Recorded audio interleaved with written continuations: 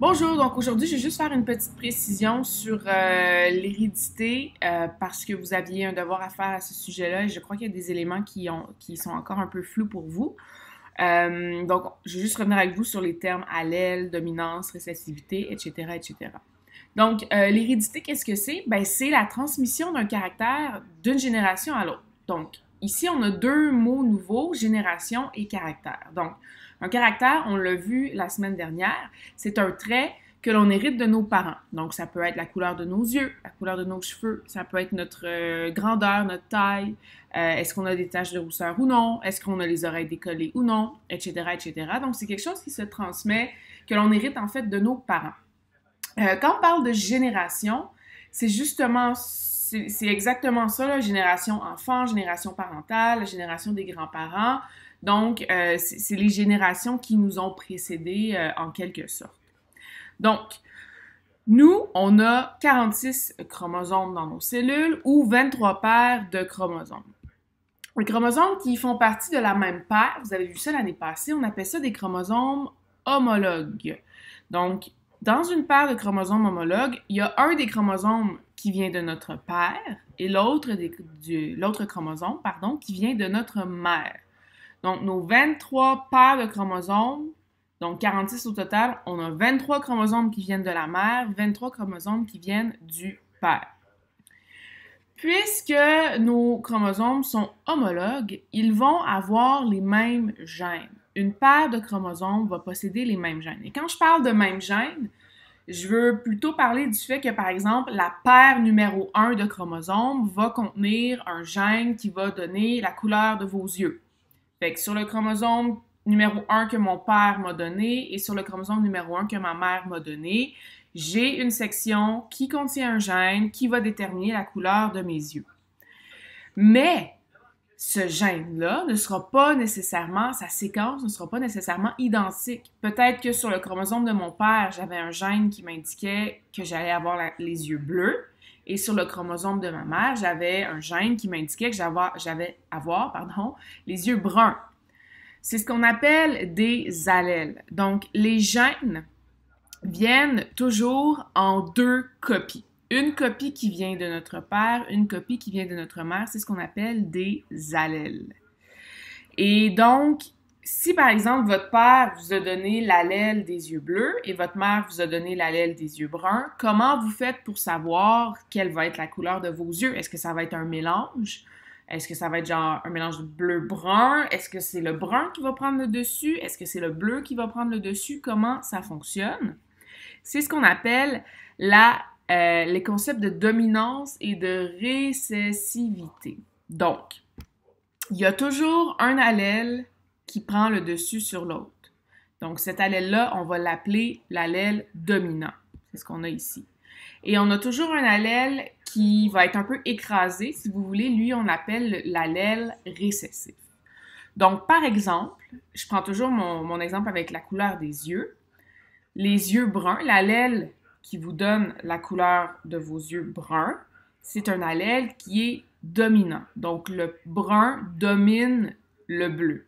Donc, ceux qui ont un allèle brun, donc ceux qui ont hérité du gène des yeux bruns, soit de leur mère ou de leur père, ben peu importe le gène qu'ils ont hérité des autres parents, ils vont automatiquement avoir les yeux bruns parce que le brun domine toutes les autres couleurs. Au contraire, la couleur bleue pour les yeux, on dit que c'est un allèle récessif. Donc, si vous avez les yeux bleus, c'est parce que votre mère vous a donné le gène des yeux bleus et votre père vous a aussi donné le gène des yeux bleus. Si votre mère vous avait donné les yeux bleus, votre père les yeux bruns, vous auriez automatiquement eu les yeux bruns.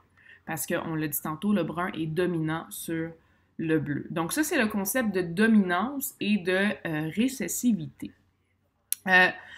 Les allèles, on les voit ici sur le dessin, là, on les représente par une lettre, tout simplement. Souvent, on va avoir une légende qui va accompagner notre problème de génétique. Par exemple, ici, pour la couleur des yeux, la couleur brune, je la nomme B majuscule et la couleur bleue, ben, je l'ai appelée B minuscule. Donc, les allèles sont représentés par des lettres. Et par convention, l'allèle qui est dominant, donc l'allèle qui prend le dessus sur toutes les autres, on va le mettre en majuscule pour montrer qu'il est dominant. Et l'allèle récessif, on va le mettre en minuscule pour montrer que lui, il se fait écraser par l'allèle dominant. Dernier petit mot de vocabulaire ici. Si vous avez sur vos allèles si vous avez sur votre chromosome, exactement le même allèle. Donc, par exemple, ici, votre mère vous a donné l'allèle grand B, votre père vous a donné l'allèle grand B. À ce moment-là, vous allez être homozygote. Homo, ça veut dire la même chose. Donc, vous avez reçu de vos parents exactement le même allèle. Si votre père vous a donné l'allèle des yeux bleus, votre mère vous a donné l'allèle des yeux bleus aussi, donc petit b, à ce moment-là, vous allez être également homozygote parce que vous avez le même allèle présent sur chacun de vos chromosomes. Au contraire, si vos parents vous ont donné deux allèles différents, votre mère vous a donné petit b, par exemple, et votre père vous a donné grand B, bien à ce moment-là, on va dire que vous êtes hétérozygote. Donc, hétéro, ça veut dire différent. Donc, ça, c'est des mots de vocabulaire qui vont grandement vous aider pour être capable de faire des échiquiers de Punnett. Donc, vous avez ici quelques exemples d'allèles qui sont dominants ou qui sont récessifs. Donc, on voit ici l'astigmatisme qui est un problème de vision. C'est un gène qui est dominant. Donc, ceux qui sont astigmates ont reçu l'allèle dominant de la part soit de leur mère ou de leur père. Ceux qui ont une vision normale, qui ne sont pas astigmates, eh bien, ils ont reçu l'allèle récessif de leurs deux parents obligatoirement. On voit que le nanisme aussi, les gens qui sont de petite taille, c'est un gène dominant. Avoir 6 doigts, c'est un gène dominant. Avoir des migraines, c'est aussi associé à un gène dominant. Donc, voyez-vous que c'est pas nécessairement parce que l'allèle est dominant qui va être plus présent dans la population. On peut avoir tendance à penser que c'est le cas, mais c'est pas nécessairement vrai. Donc, ça, c'est juste quelques petits exemples. Et finalement, pour terminer au niveau du vocabulaire, vous devez être capable de bien faire la différence entre génotype et phénotype.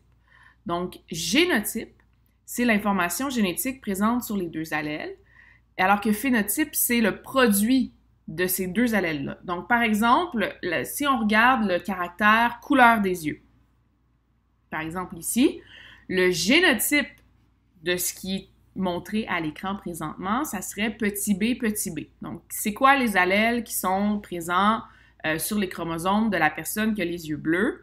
Dans ce cas-ci, c'est petit b, donc ça, c'est son génotype. Et le phénotype, c'est la conséquence de ce génotype-là. Donc, le fait d'avoir petit b sur mes chromosomes, ça va faire en sorte que je vais avoir les yeux bleus. Donc, ça, c'est le phénotype.